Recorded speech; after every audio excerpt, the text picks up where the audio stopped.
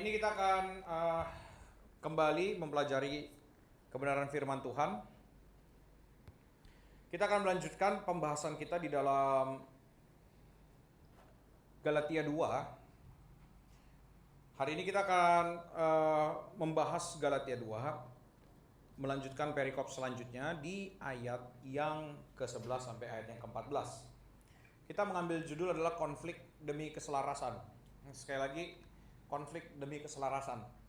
Ini adalah satu cerita, rangkaian cerita sebenarnya dari perikop sebelumnya sebenarnya, dari ayat sebelumnya. Maka pada hari ini saya ingin mengajak kita semua untuk boleh kembali melihat Galatia 2. Kita akan mulai baca dari ayat yang ke-6. Galatia 2 ayat yang ke-6, kita akan baca sampai ayat yang ke-14.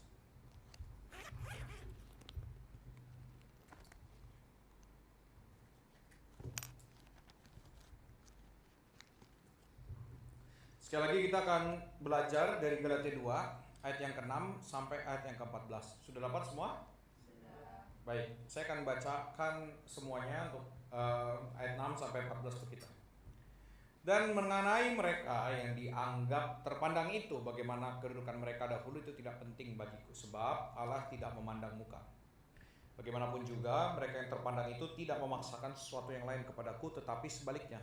Setelah mereka melihat bahwa kepadaku telah dipercayakan pemberitaan Injil untuk orang-orang tak bersunat, sama seperti kepada Petrus untuk orang-orang bersunat, karena ia telah memberikan kekuatan kepada Petrus untuk menjadi rasul bagi orang-orang bersunat, ia juga yang telah memberikan kekuatan kepadaku untuk orang-orang yang tidak bersunat. Dan setelah melihat kasih karunia yang dianugerahkan kepadaku, maka Yakobus, Kefas, dan Yohanes.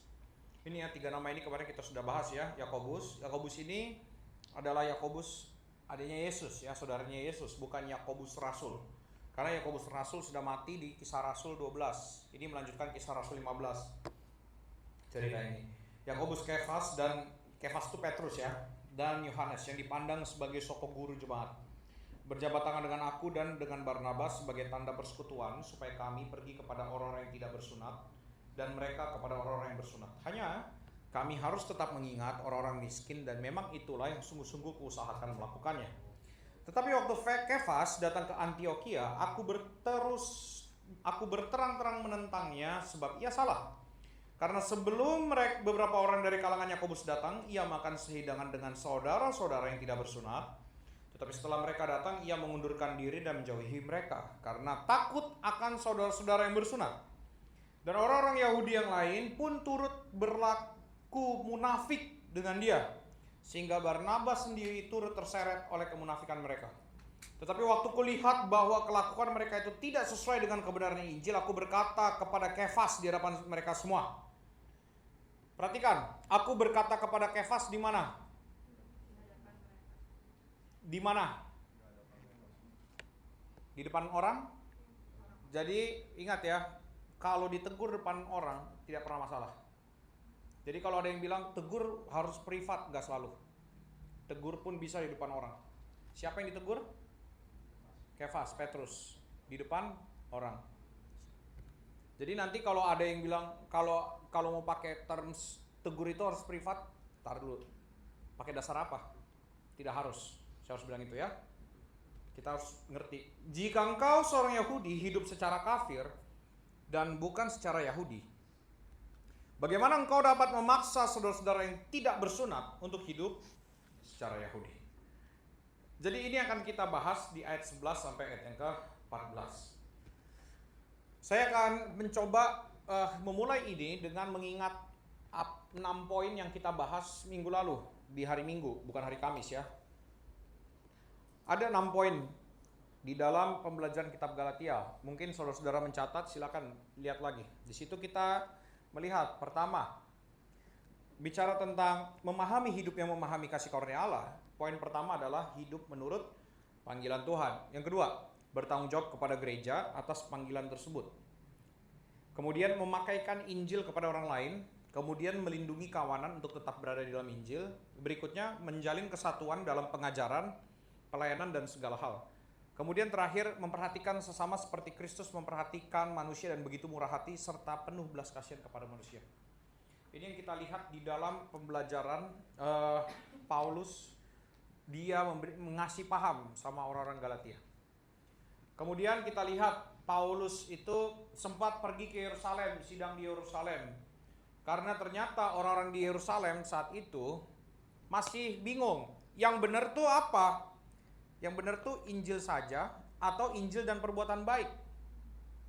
Sekali lagi, yang benar itu apakah Injil saja atau Injil dan perbuatan baik? Nah, makanya di sini Paulus diminta pertanggungjawaban. Ketika diminta pertanggungjawaban, dan ingat, yang rusuh itu bukan cuman umat-umat, tetapi juga para pemimpin gereja. Itu juga terjadi di zaman sekarang, para pemimpin gereja rusuh. Jadi sebenarnya ke Injil saja atau Injil dan perbuatan baik. Kemudian Petrus bilang, berdasarkan keselamatan hanya berdasarkan iman saja. Dan iman itu hadir karena percaya kepada kebenaran. Nah, itu yang harus diperhatikan sekali lagi. Di dalam sidang di Yerusalem itu, kembali mereka punya satu hal yang sama. Satu hal yang sama itu adalah pengajaran. Yaitu diselamatkan hanya karena iman, hanya karena kasih karunia. Bukan karena iman dan perbuatan baik. Bukan hanya karena setelah belajar Injil kemudian mengenal dan kemudian nanti ditambahkan dengan perbuatan atau mungkin tradisi-tradisi rohani dan lain sebagainya macam. Bukan. Keselamatan hanya berdasarkan iman. Tapi ternyata ayat 11 sampai 14, setelah mereka berjabat tangan, ingat ya, jabat tangan di ayat 9 itu berkaitan dengan adanya kesatuan, kesamaan visi, kesamaan tujuan, kesamaan dasar. Tiba-tiba nggak berapa lama, Kefas atau Petrus pergi ke Antiokhia. Apa yang terjadi di Antiokhia? Saat itu Petrus lagi makan sama orang-orang non-Yahudi. Sekali lagi, Petrus di ayat 13, orang-orang Yahudi yang lain, berarti ada Petrus, orang-orang Yahudi dan yang lain, serta ada Barnabas, ya di ayat 13 juga ada Barnabas, duduk bareng sama orang-orang non-Yahudi. Lagi makan, tiba-tiba muncul orang Yahudi dari golongan Yakobus, katanya. Orang-orang Yahudi dari golongan Yakobus begitu datang, apa yang dilakukan oleh Petrus? Petrus pergi mengangkat kakinya dari situ. Kenapa dia mengangkat kakinya? Karena di ayat 12 dikatakan menjauhi mereka karena takut akan saudara-saudara yang bersunat. Perhatikan di sini ya, takut akan saudara-saudara yang bersunat. Siapa yang ini? Siapa yang melakukannya? Petrus. Siapa?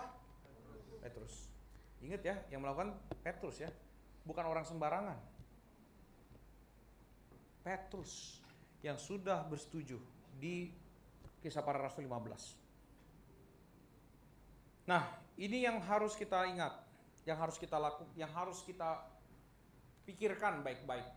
Ternyata orang sekelas Petrus aja, saya yakin kalau kita mengingat Petrus setelah kematian Yesus, setelah kenaikan Yesus ke surga dan pencurahan Roh Kudus, saya yakin tidak ada satupun di antara kita yang menganggap spiritualitasnya itu biasa-biasa saja.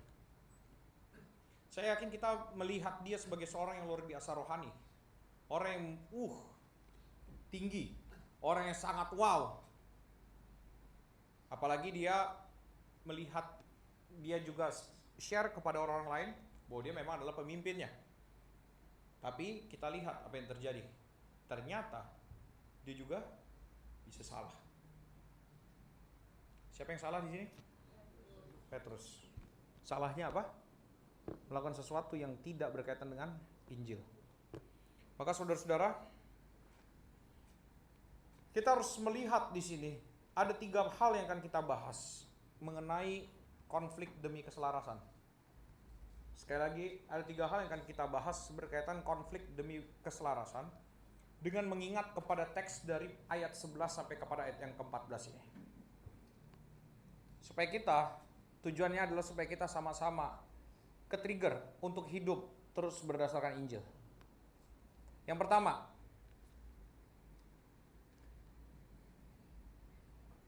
hal yang pertama akan kita pelajari adalah sadar bahwa saya bisa menyeleweng dari Injil. sekali lagi sadar bahwa saya bisa menyeleweng dari Injil. Perhatikan di sini, Petrus seperti yang tadi sudah kita lihat, dia angkat kakinya dari persekutuan ketika ada orang lain, orang Yahudi masuk. Kita harus ngerti bahwa memang kumpul duduk makan di dalam tradisi Yahudi itu bukanlah sebuah tindakan yang biasa saja. Itu adalah tindakan yang sangat luar biasa. Duduk makan itu tindakan yang luar biasa di dalam tradisi Yahudi. Karena nanti akan berkaitan dengan bagaimana orang akan menyatakan dirinya, membuka dirinya kepada orang lain. Itulah salah satu makna penting dari duduk makan. Dan saat itu, di dalam tradisi Yahudi, tidak bisa orang-orang sembarangan duduk makan bareng. Hanya keluarganya atau orang terdekatnya, atau bahkan orang Yahudi saja.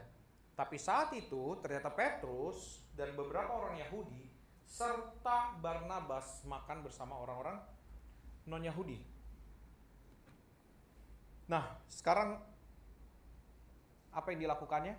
Tapi ternyata setelah muncul orang Yahudi, dia mengangkat kakinya. Sekarang kurang hebat apa Petrus? Saya mau tanya, dia kurang rajin ibadahkah? Ada yang tahu gak Petrus berapa kali ibadah sehari? Kalau teman-teman baca Kisah Rasul 3, di dalam cerita Petrus menyembuhkan orang lumpuh, sakit lumpuh, itu jam 2 siang dia pergi ke bait Allah. Jam 2 ya, jam 2 siang. Kalau kita mau lihat ibadahnya begini. Kalau orang-orang saat itu bisa ibadah itu tidak hanya di rumah, masuk ke bait Allah juga. Dan ibadah itu bisa berapa kali dalam sehari. Dan itu yang dilakukan oleh Petrus. Bahkan di bait Allah, di depan bait Allah, Petrus ketemu orang lumpuh, dia bilang apa? Emas dan perak tidak ada padaku, tapi apa yang kupunya kuberikan kepadamu. Demi nama Yesus orang Nazaret itu berjalanlah. Petrus bisa mengadakan mujizat bahkan saat itu. Menyembuhkan orang lumpuh jadi tidak lumpuh lagi. Tapi ternyata Petrus, orang yang sama juga, bisa ngangkat kaki dari persekutuan karena takut dengan orang-orang Yahudi.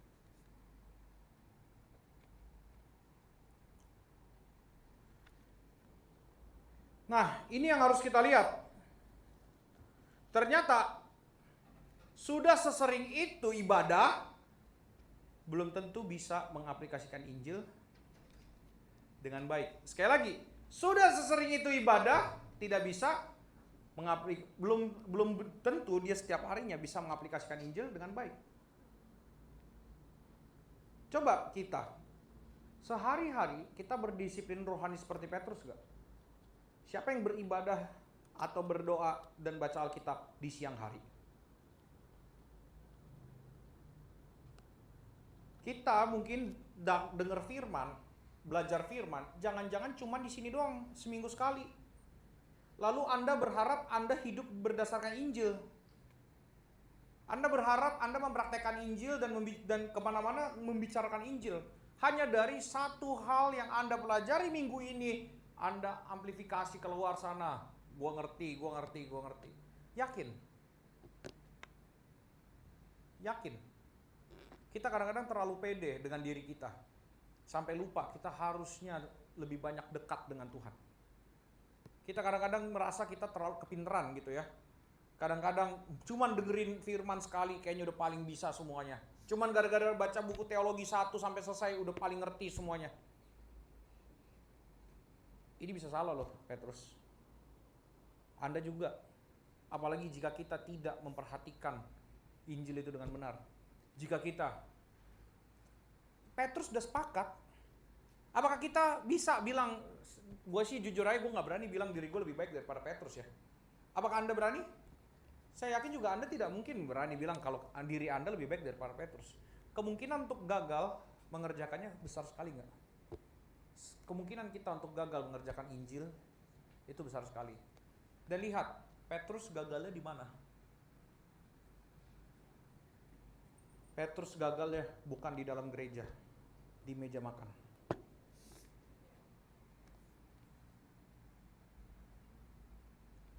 Sekali lagi, Petrus gagalnya di mana? Bukan dalam gereja, di meja makan.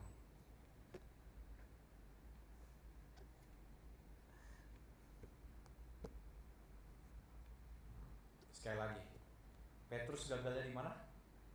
Bukan dalam gereja, saudara-saudara. Di dalam gereja ini kita semua pasti setelah denger ini sotoy semua, gak apa-apa. Tapi bagaimana di meja makan? Bagaimana dengan kehidupan sehari-hari? Itu kalau udah ngomongin makan, udah pasti ngomongin hal yang basic sehari-hari, daily activity dan lain sebagainya macam.